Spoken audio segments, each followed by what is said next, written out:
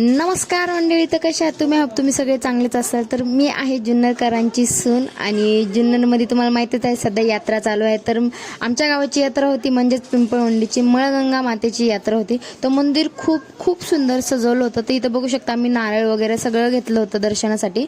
तर इथं आतमध्ये घेऊन चाललो होतो, तर आतमध्ये काहीच अलाउड नव्हतं. तर दर्शन करून बाहेर आलो. खूप लाईन होती दर्शनासाठी.